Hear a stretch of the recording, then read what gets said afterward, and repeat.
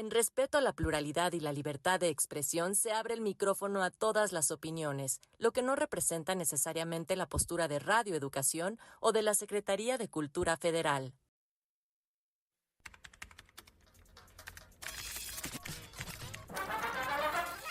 Radio Educación presenta El fin justifica a los medios. De las rotativas a la fibra óptica. Radio, prensa, televisión, internet. El fin justifica a los medios. Expresiones mediáticas contemporáneas.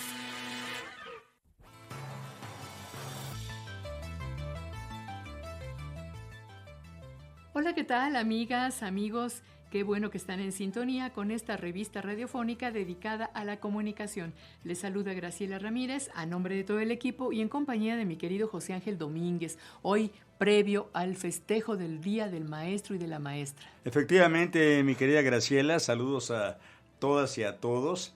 La educación qué importante es, ¿verdad? Y los maestros, qué figuras tan señeras en la vida de las personas. Decía Immanuel Kant que la educación es el desarrollo en el hombre de toda la perfección de que su naturaleza es capaz. Y tendría que ser así, pero hay grandes complicaciones, por supuesto, ¿no? Decía Mark Twain, por otro lado, este escritor estadounidense, crítico y periodista: nunca he permitido que la escuela entorpezca mi educación. Exactamente, no, bueno, tantas décadas que tenemos con pedagogos que han hablado de la importancia de que la educación sea activa, participativa, proactiva, y pues seguimos muy atrasados en ese sentido, desgraciadamente, pero hoy parece que ya la educación nos la están dando pues las redes sociales, por internet, todos estos cursos la que también artificial, a los cuales sí, se tiene acceso a través de estas plataformas digitales.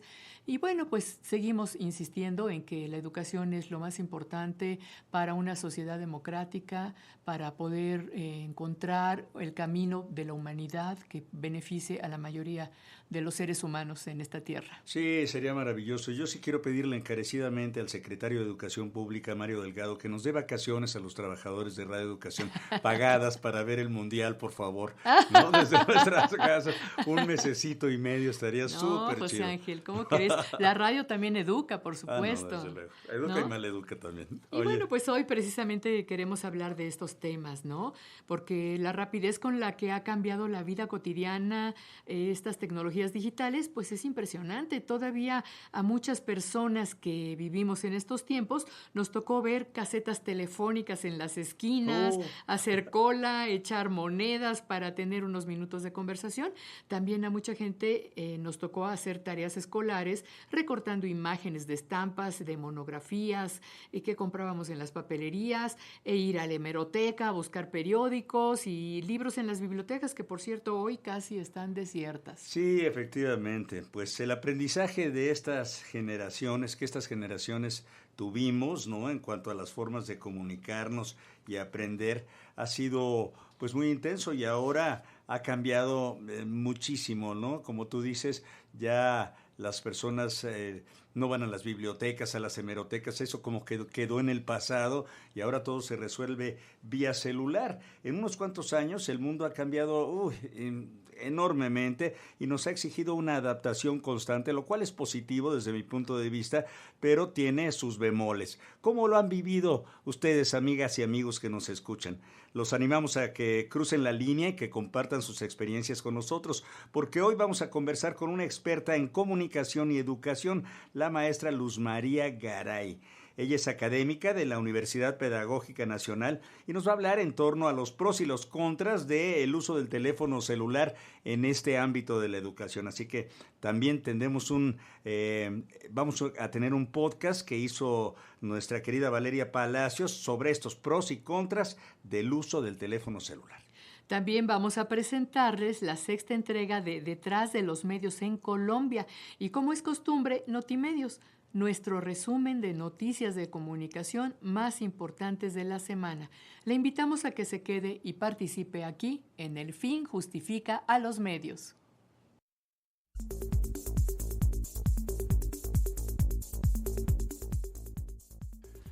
¿Se acuerdan de cómo era la cosa? Muchas personas que decían, la letra con sangre entra. Y sí, efectivamente, a punta de reglazos y cosas se educaba. Esos métodos, afortunadamente, pero era más bien que te amaestraban, ¿no? Pues sí. Más que te educaban. Te adiestraban para hacer pues algo, una carrera particular, ¿verdad? Bueno, pero queremos saludar con muchísimo gusto a todas las personas que nos escuchan al aire por alguna de nuestras frecuencias o a través de alguna de las emisoras públicas en los estados de la República que retransmiten nuestro programa y desde luego a quienes lo hacen vía internet. Les recordamos que pueden escuchar el podcast en nuestras redes sociales y en la página www.e-medioradio.edu.mx / El Fin Justifica a los Medios. Estamos en redes sociales, por supuesto. En X estamos como @Radio El Fin. En Facebook como El Fin Justifica a los Medios. El número de WhatsApp para que nos deje un mensaje es el 55 12 33 29 15 y el teléfono en cabina 55 41 55 10 60.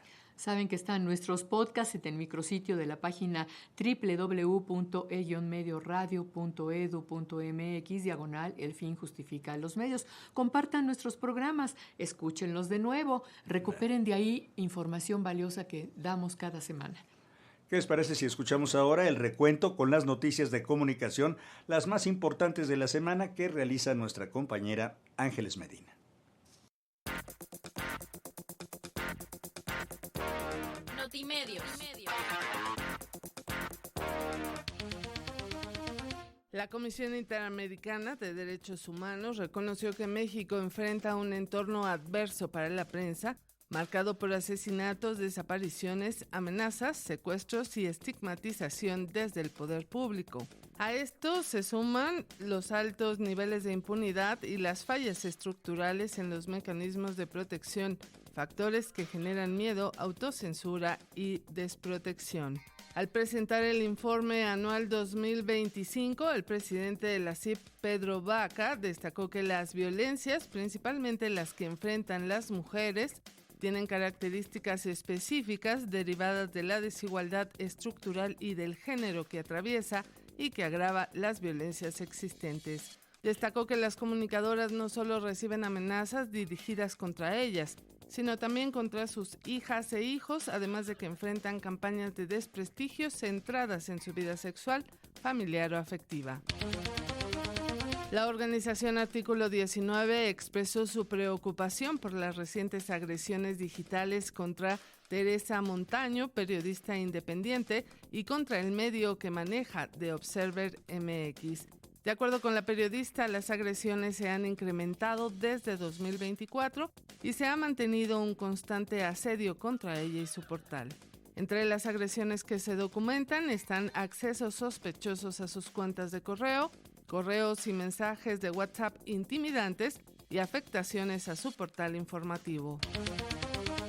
Michoacán se ubica en cuarto lugar de agresiones a periodistas a nivel nacional, solo detrás de la Ciudad de México, Puebla y Veracruz. Esto según el informe Estructuras de Silencio, Censura, Opacidad y Vigilancia que presentó la organización Artículo 19. Según este informe, en 2025 se registraron al menos 30 casos de violencia ejercida a los medios de comunicación, donde destaca el abuso de poder público por parte de funcionarios y fuerzas policíacas. Además, se señala que la hostilidad contra el gremio se traduce en amenazas, campañas de desprestigio, demandas judiciales, discursos oficiales que califican a la prensa como enemigo del Estado y desplazamiento forzado. La Comisión Reguladora de Telecomunicaciones aseguró que el nuevo padrón de telefonía móvil acumula 48 millones de números celulares asociados a la identidad de las personas usuarias o de entidades empresariales y públicas. A 48 días de que venza el plazo para que todas y todos los mexicanos con una línea de celular en mano asocien el número a su CURP, todavía faltan 96 millones de líneas, las cuales podrían quedar desactivadas después del 1 de julio si no realizan el registro. La Comisión Reguladora de Telecomunicaciones aprobó medidas extraordinarias para garantizar la conectividad móvil durante la Copa Mundial FIFA 2026. El objetivo es evitar saturaciones en las redes ante la llegada masiva de visitantes y el incremento en el consumo de datos en estadios, aeropuertos, hoteles y FanFest en la Ciudad de México, Guadalajara y Monterrey. En noticias internacionales, Reporteros Sin Fronteras condenó el asesinato de Mateo Pérez Rueda, director del medio digital El Confidente, en el norte de Antioquia, Colombia. El periodista fue visto por última vez el 5 de mayo de 2026, cuando se desplazó a una zona rural de Briceño para realizar un reportaje en un territorio marcado por los enfrentamientos armados. El 8 de mayo, una misión humanitaria conjunta del Comité Internacional de la Cruz Roja y la Defensoría del Pueblo de Colombia recuperó el cuerpo del periodista en una zona rural de Antioquia. Hasta aquí las noticias de comunicación más importantes en esta semana. Estamos en vivo en El Fin Justifica a los Medios. Lo invitamos a ponerse en contacto con nosotros a través de X. Estamos en @Radio El Fin. En Facebook nos encuentra como El Fin Justifica a los Medios. El número de WhatsApp para que nos deje un mensaje es lo más rápido, 55 12 33 29 15. Y el teléfono en cabina 55 41 55 10 60. Decía Albert Einstein que el valor de una educación universitaria no es el aprendizaje de muchos datos, sino el entrenamiento de la mente para pensar, lo cual debería ser, por supuesto. Tenemos el libro de Teresa Gil, se llama Mis crímenes con la señora Miller, apuntes de novela policial. Si usted quiere hacerse este ejemplar, pues haga un comentario. Saludos y mucho agradecimiento también a Tere Gil, que estuvo hace unos programas por aquí y nos dejó varios libros. Llévese este. Y bueno, pues sí, estamos precisamente hablando de estos temas, de cómo ha cambiado la comunicación con el uso del celular y en la educación y en la comunicación cotidiana, digamos, ¿no? Entonces, vamos a presentarles a continuación precisamente un podcast que realizó nuestra querida Valeria Palacios. Este podcast se llama Balconeados.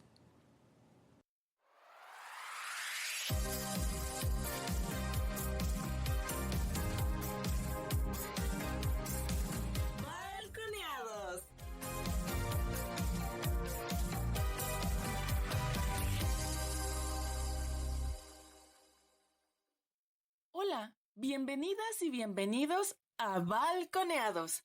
Yo soy Val y hoy vamos a hablar de un objeto que probablemente tienes en la mano justo ahora, o al menos muy cerca de ti. El celular. Ese aparato pequeño que usamos para trabajar, estudiar, escuchar música, entretenernos, comunicarnos e incluso para sentirnos menos solos.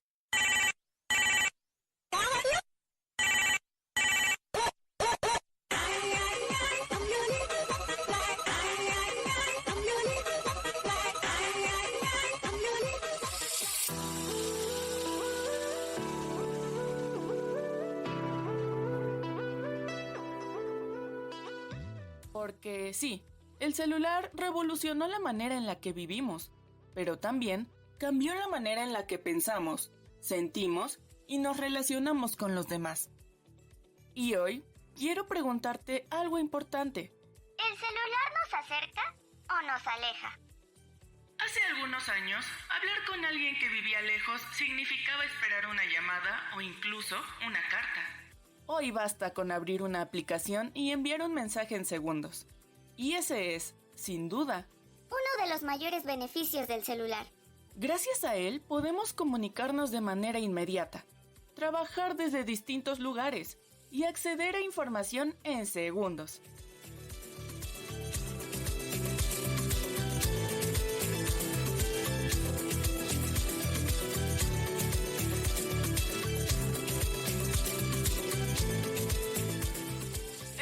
También abrió espacios para la creatividad.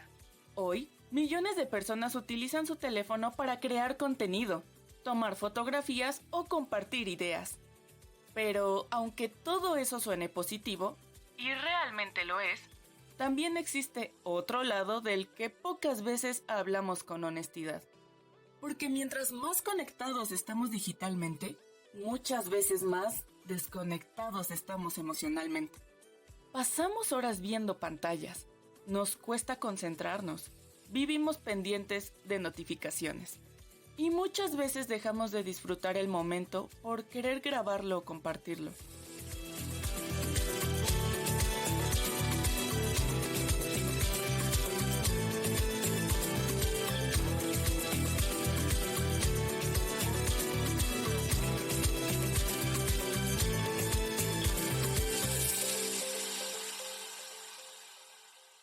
Las redes sociales pueden convertirse en espacios de comparación constante. Vemos vidas aparentemente perfectas y olvidamos que muchas veces lo que vemos en Internet está cuidadosamente editado. Incluso en la educación, la tecnología cambió la forma de aprendizaje. Hoy, cualquier estudiante puede investigar un tema en segundos, pero también existe una realidad incómoda. Muchas veces parece que la inteligencia artificial ya está cursando la preparatoria o la universidad en lugar del estudiante. Porque ahora, una IA puede redactar tareas, resolver ejercicios e incluso contestar exámenes completos.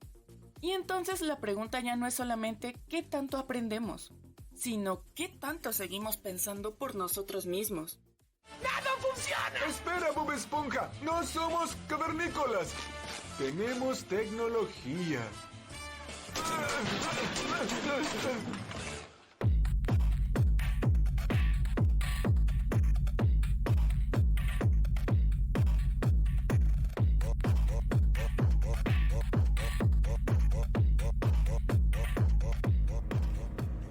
Y quizás una de las consecuencias más silenciosas es esta.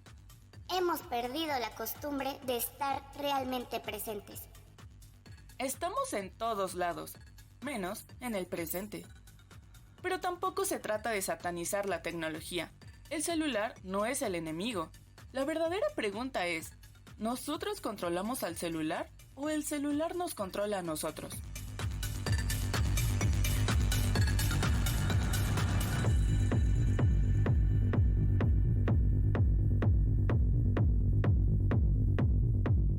Porque tal vez el verdadero lujo actualmente no sea tener el celular más moderno, sino poder apagarlo un momento y sentir paz en el silencio.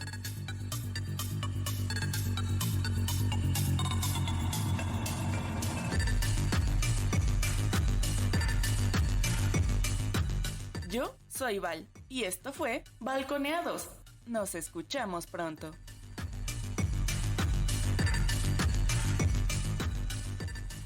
Estamos en vivo en El Fin Justifica a los Medios. Queremos agradecerle a Val Palacios por su colaboración en torno al uso del teléfono celular, al teléfono inteligente, que a lo mejor cada vez nos hace menos inteligentes, mi querida Graciela. Y qué barbaridad, la adicción está a todo lo que da en todos lados, sí, ha crecido exponencialmente. Sí, en otros países ya adictos anónimos al celular, ¿no? Y sí está afectando muy grandemente.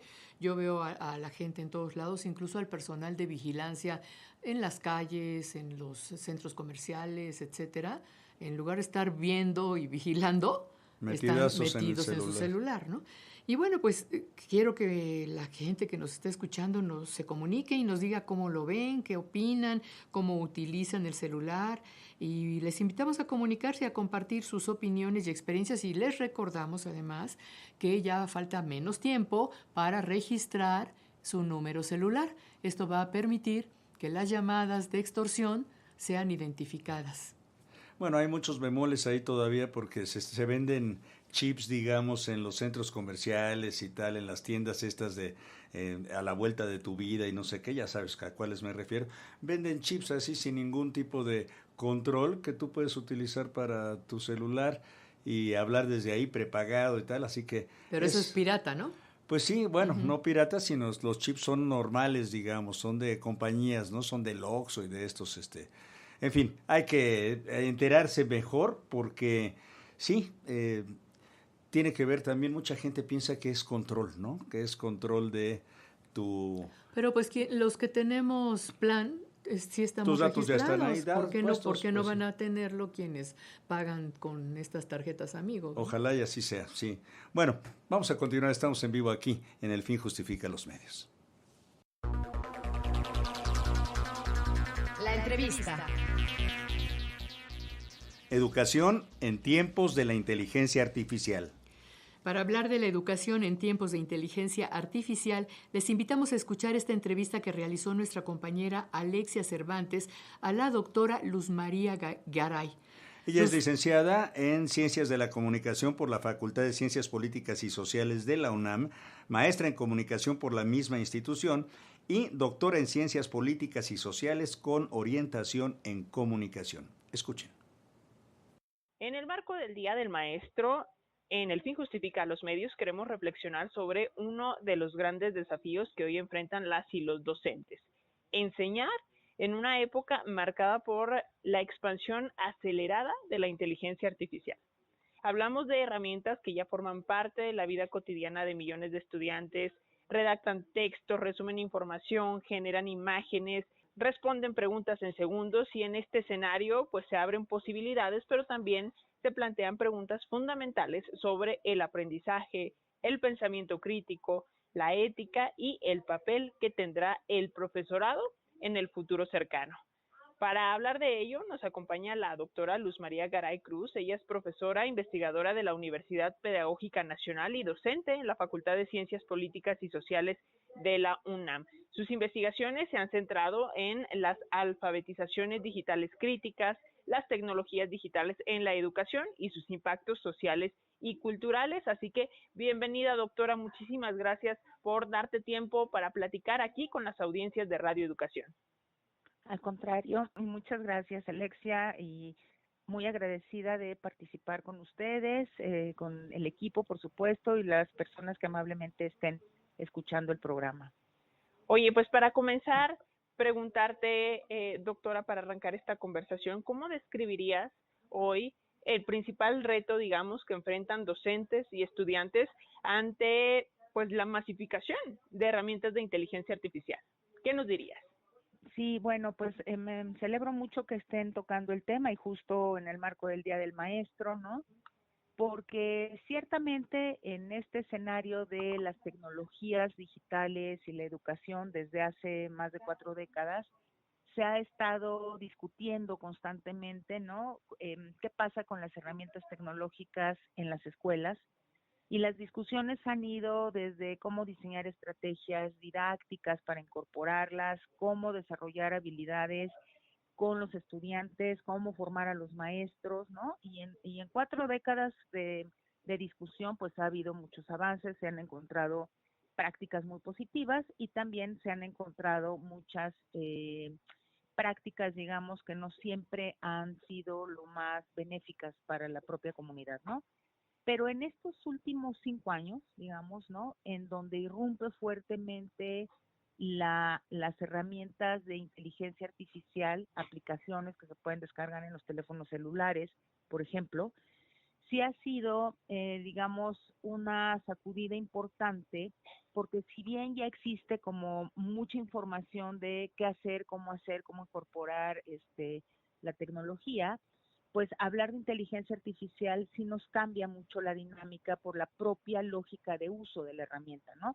Tú lo decías ahora en la introducción muy claramente, es muy fácil aparentemente que un niño, un adolescente, un joven, pues eso, le pregunte cosas, ¿no? A alguna de estas herramientas, tipo ChatGPT, OpenAI, Claude, Gemini, todas estas que hay, ¿no?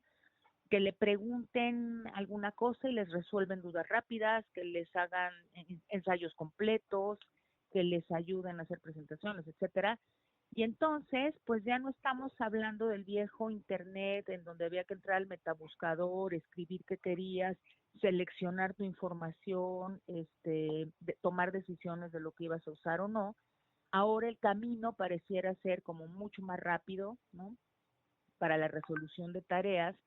Y eso, por supuesto, pues está poniendo a la reflexión, digamos, muchas cosas que tienen que ver con la práctica escolar, específicamente pensando en la práctica docente.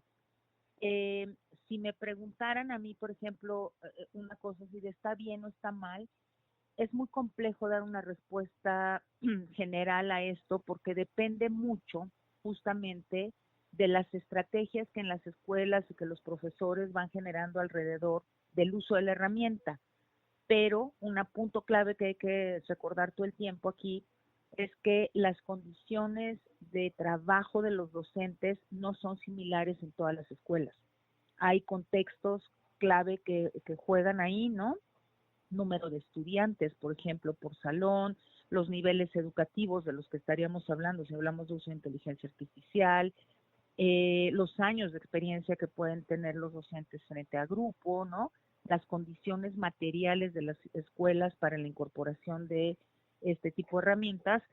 Y todo eso, pues eso, lo que a mí me lleva es a pensar en que estamos frente a un asunto, como siempre, multifactorial y en el cual no podemos generalizar las prácticas.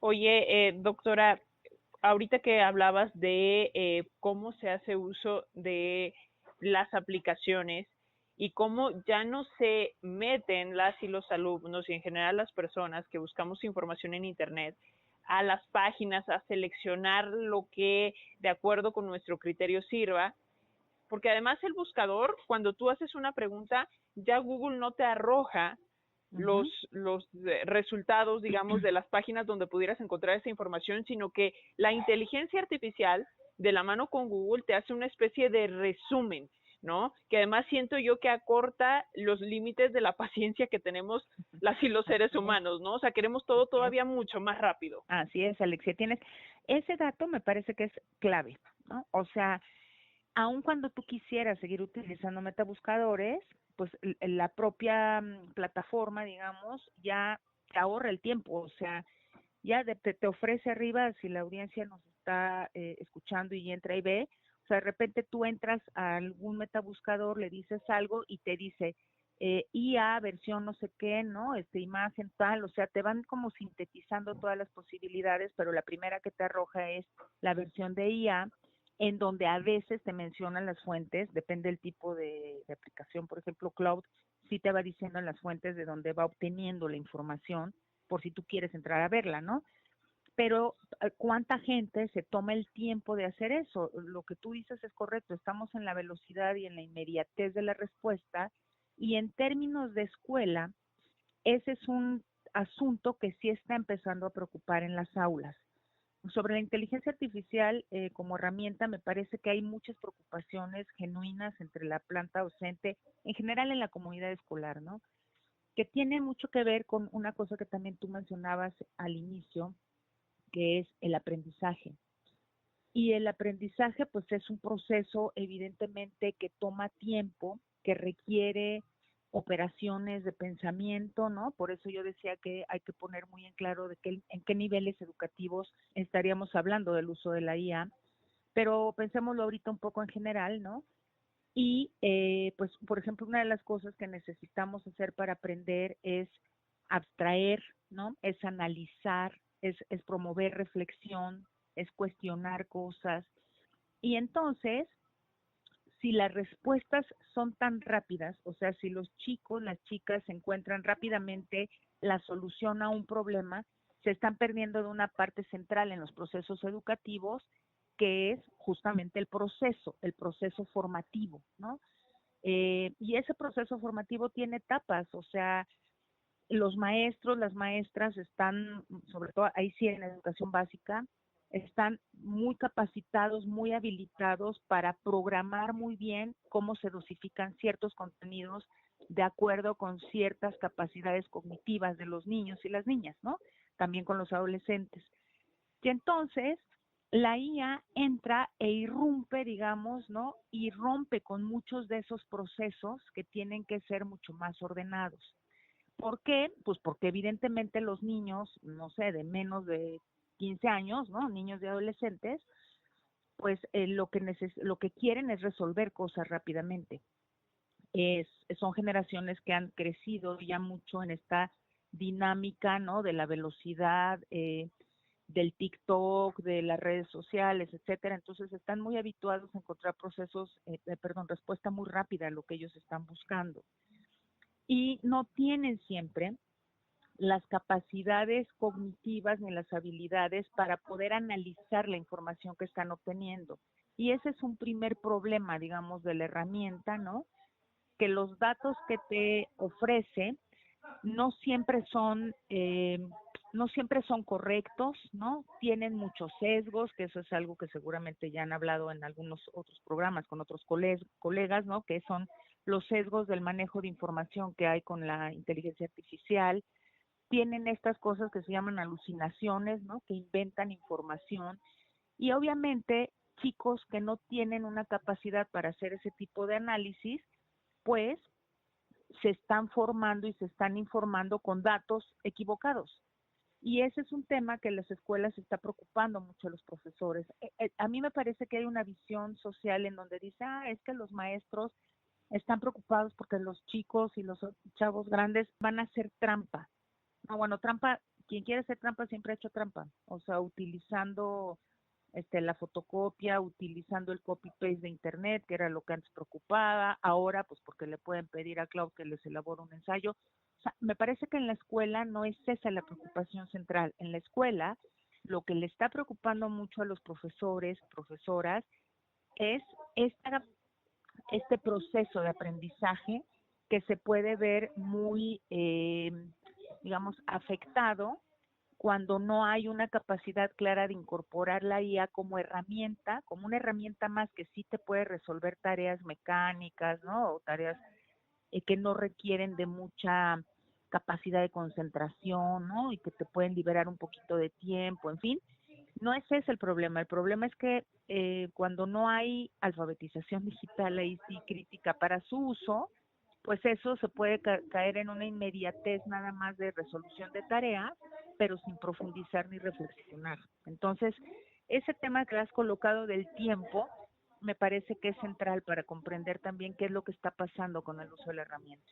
Oye, doctora, aquí en este espacio, a través de reportajes, hemos abordado este punto de los sesgos de la inteligencia artificial, pero me gustaría que sí pudiéramos profundizar un poquito más en este asunto, porque pues resulta que, a final de cuentas, esta inteligencia artificial que creemos resume o contiene en sus servidores la información de todo el mundo, pues no es tan así. O sea, nos muestra un mundo, digamos, una visión norteamericana del mundo, una visión con mayoría de contenidos en inglés, algunos en español, pero que omite la diversidad de lenguas en un país como México, por ejemplo, ¿no? Entonces, pues sí nos muestra un mundo o la información de un mundo, pero lo que los creadores de estas herramientas, en este caso grupos estadounidenses, pues quieren que consumamos. Así es, y este ejercicio, por ejemplo, que estás proponiendo, Alexia, sería un ejercicio de alfabetización digital crítica, ¿no? O sea, esta capacidad de que nos sentemos, profesores, estudiantes, aquí sí ya de niveles más avanzados tal vez, ¿no?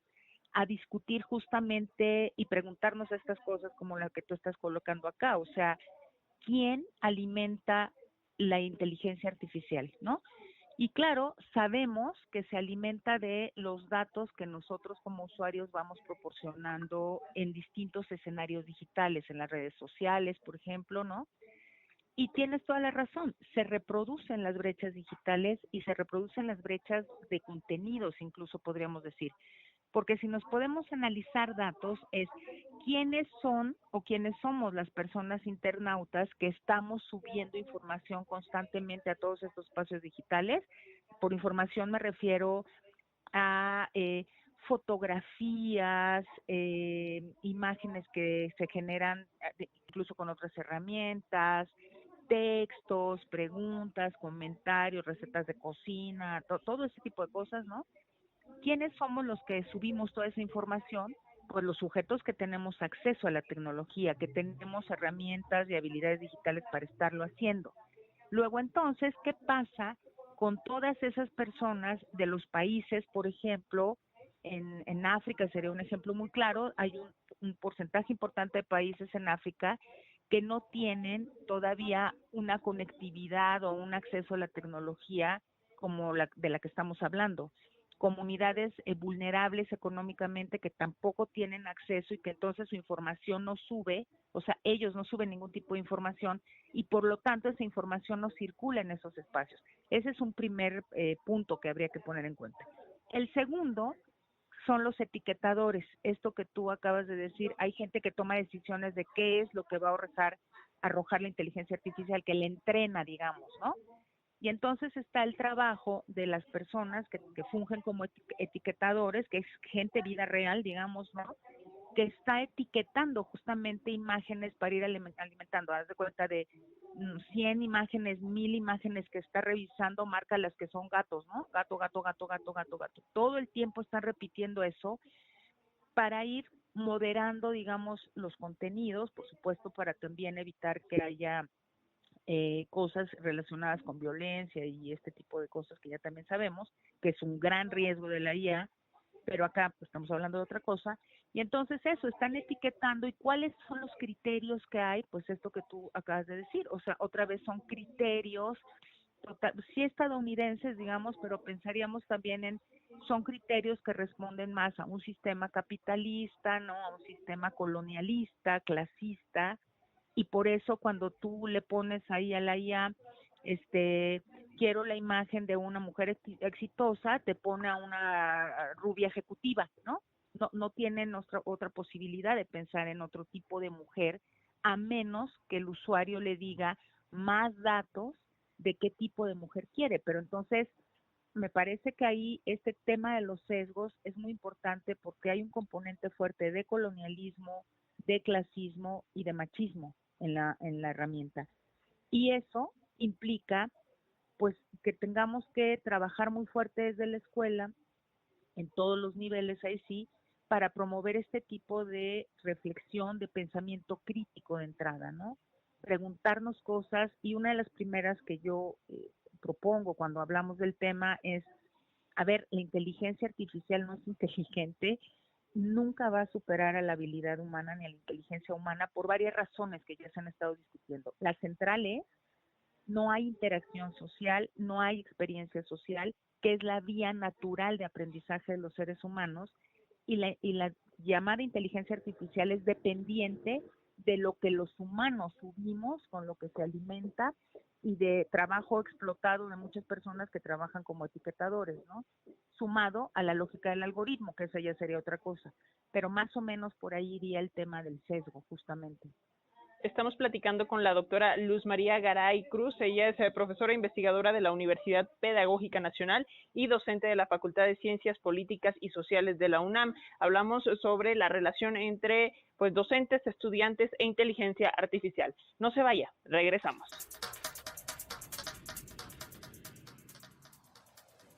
Estamos en vivo en El Fin Justifica los Medios, escuchando a Luz María Garay y sus reflexiones en torno a la educación y el momento tecnológico que nos ha tocado vivir. Y dice Alicia, gracias por comunicarte, Alicia, fui docente de primaria, preparatoria y universidad. Pienso que debe instruirse sobre el uso de redes, información falsa en medios electrónicos, pero no deben ser usados al interior de las instituciones educativas para que la infancia y jóvenes aprendan a convivir, participar, intercambiar puntos de vista, a pensar. En países europeos ya se han prohibido y están satisfechos con los resultados, dice Alicia. Muchas gracias, Alicia. Ya sé que no lo pediste, pero tu comentario vale mucho la pena. Y si quieres, aquí está el libro para ti, Mis crímenes con la señora Miller. ¿Te late? Ojalá y sí. Llévatelo, hay que leer a esta gran periodista que además pues escribe literatura. Y por supuesto vamos a continuar con la segunda parte de esta entrevista que realizó Alexia Cervantes a la doctora Luz María Garay, académica de la Universidad Pedagógica Nacional, sobre la educación en tiempos de inteligencia artificial. Continuamos esta conversación sobre pues, los retos que enfrentan docentes, estudiantes ante la masificación de herramientas de inteligencia artificial, y para ello nos acompaña la doctora Luz María Garay. Ella es profesora e investigadora de la Universidad Pedagógica Nacional y también es docente en la Facultad de Ciencias Políticas y Sociales de la UNAM. Y retomando la conversación, doctora, yo quisiera que pues también abordáramos este asunto de pues tal vez replantear los métodos de enseñanza, de evaluación. Yo pensaba, si ahora las y los alumnos pueden hacer un ensayo con ChatGPT o con cualquier otra herramienta de inteligencia artificial, pues tal vez ya no tengamos que los profesores, quienes nos dedicamos a esto, pues dejar este tipo de tareas, vaya, ¿no? Y entonces ingeniárnoslas para, pues, dejar otras actividades que, pues, de alguna manera los obliguen, no me encanta la palabra, pero que los obliguen a pues sentarse, leer, reflexionar y hacer un producto que a lo mejor sí podrían, porque los chamacos, las chamacas son listas, apoyarse en la inteligencia artificial, pero que de todos modos haya un proceso humano mucho más relevante, ¿no? ¿Qué nos dirías al respecto? Sí, bueno, me parece que este es un punto clave, ¿no? Y que es parte de las preocupaciones ahorita en todo el sector educativo. Y coincido contigo en que uno de los principales problemas que estamos teniendo, pero que siempre ha existido, nada más que ahorita con la IA se está agudizando el asunto, es el tema de la evaluación. Y tendríamos que pensar también que desde la mirada de mis colegas pedagogos, psicólogos educativos, pues hay distintos tipos de evaluación, ¿no? Hay una evaluación diagnóstica, hay evaluación formativa y hay evaluación sumativa. Me parece que una clave en la que podríamos pensar para ver qué hacemos con la IA cuando estamos ya de cara a esto que tú acabas de decir muy bien, pues es que la IA ya hace muchas cosas, ¿no? O sea, les puede hacer un ensayo completo. Entonces, pues yo pensar que en vez de dejar un ensayo, genere otro tipo de actividad en donde a lo mejor también van a utilizar IA, pero tal vez es más evidente el trabajo de ellos o más necesario un trabajo de ellos, ¿no? Pero creo, digamos, que tendríamos que pensar en varios sentidos. Primero es para qué queremos evaluar y qué queremos evaluar. Si lo que queremos evaluar es un proceso, digamos, ¿no? De aprendizaje, toda esta parte formativa, podemos pensar ciertamente de manera creativa en muchas posibilidades de evaluación que tengan que ver más, por ejemplo, con discusiones en clase, organización, por ejemplo, de debates. Yo he visto que colegas dicen, regresemos a los exámenes orales. Yo no sé si sea buena idea, tal vez en algunas disciplinas funcione, en otras no, pues porque lo que estamos discutiendo es el aprendizaje, no la memoria. Y hacer un examen oral de memoria, pues tampoco sé si nos resuelve el tema del aprendizaje o no. Pero tal vez podríamos sumar, no sé, este tipo de exposiciones en donde se puede observar el manejo que tienen los estudiantes sobre los temas, ¿no? Sobre la capacidad de resolución de problemas, en fin. O sea, sí creo que hay que empezar a ser creativos para evaluar de manera constante y no esperar un producto final, que podría ser un ensayo, por ejemplo, para evaluar un estudiante cuando sabemos que puede hacer uso de la IA. Ahora, en un nivel, por ejemplo, más avanzado, en posgrado, pensemos, ¿no? Incluso en licenciatura, pero pensamos en licenciatura y posgrado. Otra estrategia que se ha estado implementando, que tiene que ver con una cosa que tú mencionabas en la introducción, que era el tema del uso ético, me parece que también es un tema importante, es decir, transparentar el uso de la inteligencia artificial, promover que si se va a hacer uso de alguna de estas herramientas, se visibilice, se transparente, se cite y se escriba la indicación o prompt, como le llaman, pero yo le digo indicación, la tarea que le asignas o que le solicitas a la herramienta para ver una explicación de por qué le pides eso, o sea, por qué te interesó poner en juego estos elementos para que te ayudara a buscar información, ¿no? Pero eso implica pues un proceso mucho más planeado de lo que queremos evaluar. Por ejemplo, hay herramientas de IA que te pueden facilitar como docente hacer herramientas diagnósticas. Por ejemplo, Cloud permite que tú hagas quizzes, ¿no? Y entonces a lo mejor puedes hablar con el grupo o se pueden proponer estrategias de decir, vamos a hacer un diagnóstico para identificar cómo estamos llegando a inicio de semestre con estos temas y como profesor decir, voy a utilizar tal herramienta para tal cosa y ahí vamos a generar el quiz, ¿no? El tema, Alexia, es que aquí estamos hablando del ideal de un maestro que tenga todo el tiempo del mundo para estar haciendo todas estas planeaciones y estrategias, ¿no? Y en la realidad, que es lo que yo señalaba al inicio de la conversación, es que hay condiciones de trabajo para los docentes que son muy precarias y muy adversas. Y entonces, en esos casos, es donde se entiende que definitivamente estén pensando en el regreso al examen escrito con lápiz ahí en la mesa banco o al examen oral o a otro tipo de cosas porque no da tiempo de pensar cómo integro la IA o porque a lo mejor muchos profesores no tienen todavía mucha información de las posibilidades de uso de la inteligencia. Entonces, Colocándonos en ese escenario, es evidente y es necesaria una reflexión del proceso completo, no solamente del de enseñanza y evaluación, sino también del aprendizaje. Hay que pensar si las estrategias que están funcionan, pero también hay que pensar si el propio sistema como está organizado sigue dando respuesta a lo que necesitamos, y esas son discusiones ya de fondo que van por otro lado, pero en lo inmediato me parece que es pensar en el aula, hablar con los estudiantes, sobre todo si son de nivel de educación superior. Yo lo he estado haciendo con mis estudiantes en licenciatura y en posgrado, y hemos hablado del problema de la IA. Me han contado para qué la usan y hemos llegado a acuerdos de decir, bueno, aquí la vamos a poder usar para esta y esta y esta actividad, pero en esta no, porque vamos a hacer un examen tradicional. Y es como generar acuerdos de grupo de cómo podemos irlo haciendo. Lo podemos hacer en superior, pero yo no me imagino un maestro, una maestra de educación básica en secundaria con 45 chicos, con 5 grupos de 45 chicos negociando el uso de nada.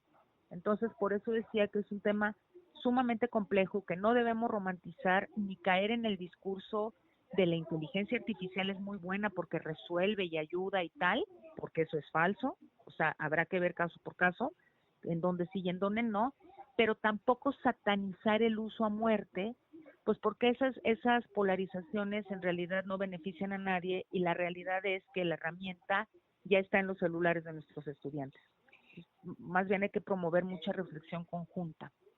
Sí, vaya, o sea, tampoco podemos fingir que no existen estas herramientas, porque sería como querer tapar el sol con un dedo, sino pues generar hasta cierto punto equilibrios. Y mira, ahora que mencionabas, doctora, este asunto de pues volver a lo mejor a evaluaciones más tradicionales, me recuerda que hace pues algunos días, por ahí a mediados de abril, Suecia anunció que vuelve, por ejemplo, al lápiz y al papel, siendo uno de los países más tecnológicos de Europa, donde pues ya no tenían libros porque ya todo era a través de tabletas digitales. Regresan al papel, regresan al lápiz o al bolígrafo, vaya, la pluma, porque pues se dan cuenta de que esto también tiene repercusiones en cuanto a la retención y en cuanto a cómo funciona el cerebro. O sea, se activan partes de nuestro cerebro cuando escribimos a mano. Y me parece que eso es algo a tener en cuenta también aquí en México, donde desde hace muchos años se ha creído que pues mejorar en cuestión educativa tiene que ver con meter pantallas, y no necesariamente es así.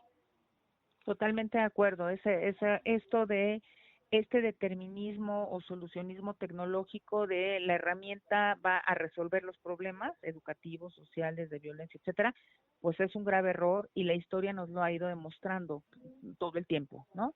La tecnología es una herramienta, no resuelve nada por sí sola. Tenemos que hablar mucho de procesos de apropiación humana, ¿no? De intención, motivación del uso, en fin. Y la decisión que se está tomando en varios países sobre comenzar a quitar el uso de pantallas, sé que es también es muy controversial, se polariza mucho, etcétera.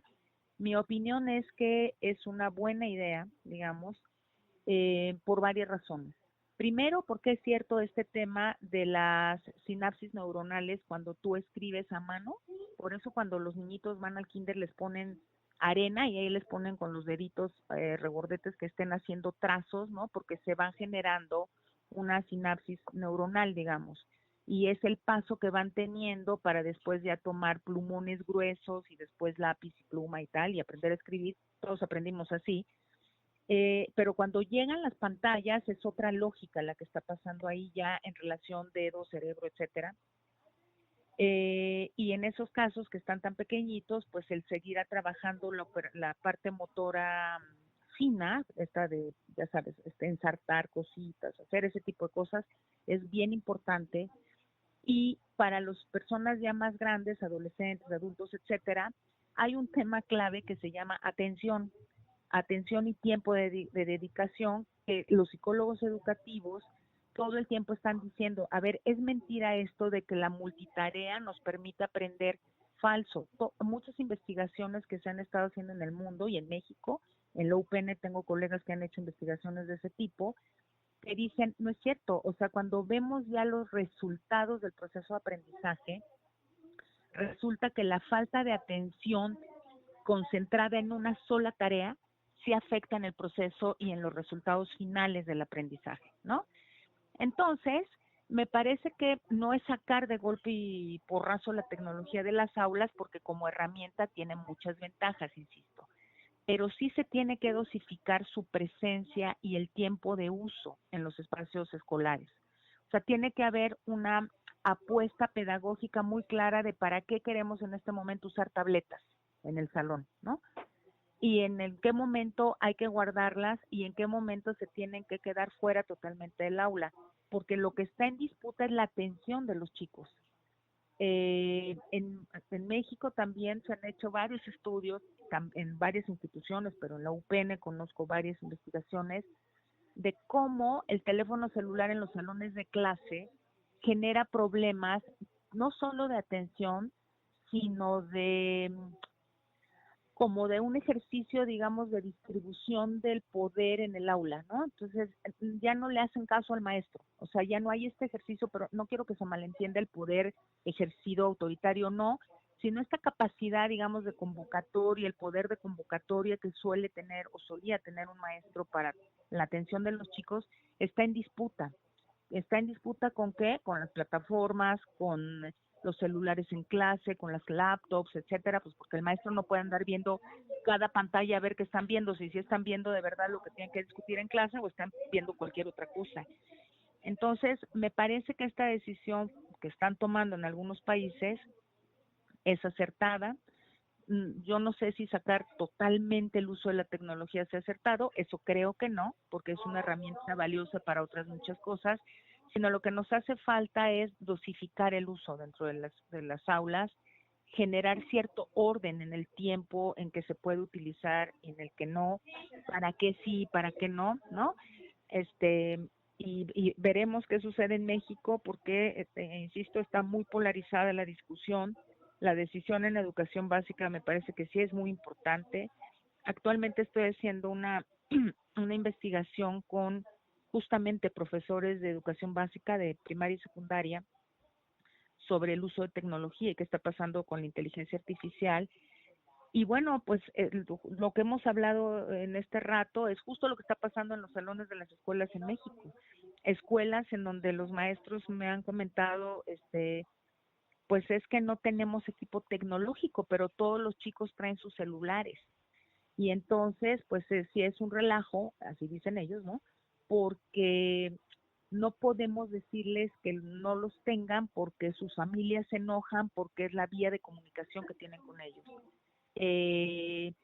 A veces vemos cómo incorporarlos a cierta práctica, pero no todos los alumnos pueden pagar datos para ver lo que necesitamos ver. Entonces, ¿qué acaba haciendo el maestro? Llevando una tableta personal para que los chicos puedan ver algunas cosas, ¿no? Pero fuera del salón, los chicos en casa usan IA y otras cosas para hacer tarea. Entonces, es una realidad que está pasando ahí y que están enfrentando, y los maestros mismos dicen, es una herramienta muy valiosa, pero al mismo tiempo es un distractor permanente. Entonces, creo que otra vez hay que escuchar también lo que dicen la comunidad docente en distintos niveles para ver si la decisión que se tome en este país se corresponda con la realidad de las escuelas de este país, porque no somos Suecia ni somos Dinamarca, ¿no? O sea, es otro tipo de problemática de la que estamos hablando acá también. No, totalmente. Y bueno, también ahí queda pendiente el asunto del papel de papás, mamás, familiares en el acompañamiento y en la proveeduría de estos dispositivos que a veces, tal vez a ciertas edades no son tan necesarios, pero pues que también derivan de un asunto de control, por así decirlo. Pero bueno, de eso hablaremos en otra ocasión. Se nos terminó el tiempo. Muchísimas gracias, doctora Luz María Garay Cruz, profesora e investigadora de la Universidad Pedagógica Nacional y docente en la Facultad de Ciencias Políticas y Sociales de la UNAM. Gracias por compartir todo esto con las audiencias de la radio pública y pues seguimos la conversación, espero que muy pronto. Al contrario, muchas gracias por la invitación y gracias a la audiencia y a ti. Híjole, vamos corriendo, pero dice Alicia, Dice, gracias, estoy en Morelia, ojalá alguien pueda aprovechar la lectura. Muy bien, y luego, ni tardo ni perezoso, Juan Alfonso González de Tlalnepantla dice, queridos amigos, un poco tarde, muchas felicidades, excelente programa, muchos saludos y con todo cariño voy por un librito, es que ando a la carrera escuchando en la calle, feliz fin de semana. Justino Martínez también nos dice, los alumnos de primaria deben tener el dominio de las herramientas de la cultura, español y matemáticas. El maestro de primaria debe ser un experto en la enseñanza de la lectoescritura y las matemáticas. Muchísimas gracias por su punto de vista. ¿Qué les parece si ahora vamos a escuchar la colaboración de Sebastián Martínez Botet, este estudiante colombiano que ha colaborado en El Fin Justifica los Medios en torno a los medios de comunicación en su país, la entrañable Colombia?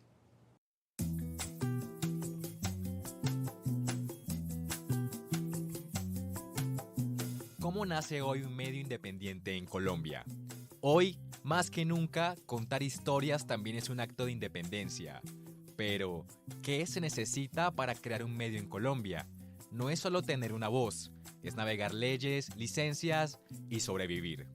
Soy Sebastián Martínez Botet y hoy en Detrás de los Medios en Colombia, para El Fin Justifica los Medios en Radio Educación, exploramos la experiencia de crear un medio independiente en el territorio colombiano. En Colombia, fundar un medio implica más que abrir un sitio web o un micrófono. Si hablamos de radio o televisión, como en México, se necesita una concesión del Estado, otorgada por entidades como el Ministerio de Tecnologías de la Información y las Comunicaciones. Obtener esa licencia no es gratis. Las comunidades interesadas deben pagar derechos equivalentes a alrededor de 3 salarios mínimos colombianos, que al cambio serían más de 38,000 pesos mexicanos, y presentar diversos estudios técnicos. Una vez obtenida, la concesión dura 10 años prorrogables por otros 10. Este marco legal es apenas el punto de partida para cualquier proyecto que quiera nacer independiente en Colombia. Ahora bien, no todos los medios funcionan igual. Recordemos que en Colombia conviven medios comerciales, públicos y comunitarios, y entender esa diferencia es clave para saber cómo se sostienen y qué papel cumplen en la sociedad. Las radios comunitarias, por ejemplo, no están pensadas para hacer negocio. Su objetivo es mucho más cercano, servir a su comunidad, informar sobre lo que pasa en el territorio y dar voz a quienes normalmente no aparecen en los grandes medios. En muchas regiones son el único canal de información local. Por otro lado, los medios públicos reciben recursos del Estado y tienen una misión muy clara: ofrecer contenidos culturales, educativos y de interés general. Son espacios que buscan garantizar el acceso a la información, algo que también vemos en distintos sistemas públicos en América Latina. Pero cuando hablamos de medios independientes, el panorama cambia. Aquí no hay grandes presupuestos asegurados ni respaldo institucional constante. Y ahí es donde aparece el verdadero desafío: cómo sostener un proyecto sin perder su independencia. Muchos medios emergentes en Colombia sobreviven combinando distintas fuentes de ingreso. Algunos reciben apoyos internacionales, otros participan en convocatorias o becas y muchos dependen directamente de su audiencia, a través de donaciones o membresías. Es un modelo más frágil, pero también más libre. Según informes de la Fundación para la Libertad de Prensa, el 75% de proyectos periodísticos locales aseguran que sus ingresos no cubren los costos de operación.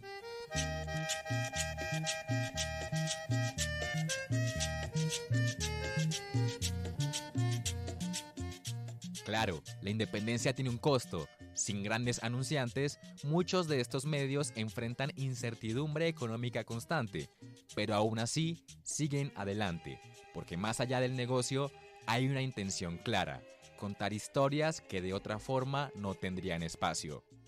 Y es ahí donde todo cobra sentido, porque crear un medio independiente no es solo cumplir con reglas o encontrar financiamiento, es decidir desde dónde se informa y para quién. Soy Sebastián Martínez Botet en Detrás de los Medios en Colombia, para El Fin Justifica los Medios. Amigos, de esta manera llegamos al final del programa. Los esperamos la próxima semana. Cuídense mucho.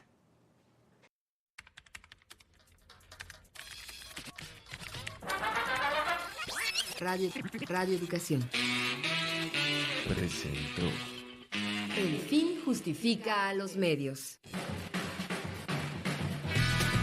Expresiones mediáticas contemporáneas. El fin justifica a los medios.